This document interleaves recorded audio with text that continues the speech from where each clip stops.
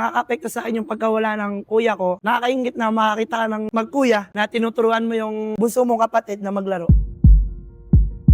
Pinaka-struggle ko sa buhay ko is yung namatay yung kuya ko at saka yung nagkasakit yung papa ko. I was 6 years old nung pumanaw yung kuya ko. Galing ako nung sa school. Pinapunta ako ng lola ko sa kwarto kasi may bibilin siya para sa kuya ko. Habang nandun ako sa kwarto, kinakausap ko si kuya. Nung dumating si lola, may dala siyang gatas tsaka kanin dahil pakakainin niya si kuya. Nung hinawaan niya ni lola si kuya, doon ko lang na-realize na wala na pala yung kuya ko. Sa papa ko naman, na full support sa akin dati na kahit saan ako pumunta, nandun siya. Hanggang sa nagkasakit siya dahil sa gusto niya kaming mamayaan sa kahirapan dahil sa pagpupursige niya sa pagtatrabaho. Nagkaroon ng tubig yung puso niya, yung bagay niya. Dialysis patient na siya ngayon. Mahirap din sa akin sa part na every Wednesday kasi minsan may lakad si mama dahil kukuha siya ng gamot. May mga papel siya nga ayusin para dun sa dialysis. Nagtatry ako magpaalam kay coach na, coach, hindi mo na po makapractice kasi ako muna po sasama sa daddy sa dialysis. Then pagkatapos po ng dialysis, rekta ako sa school. Then pag may time, mag-skills ako kay coach Chance or magbubuhat. Nakaka-apekto sa akin yung pagkawala ng kuya ko tsaka yung pagkakaroon ng sakit ng papa ko dahil minsan naiisip ko na kung hindi lang nagkasakit si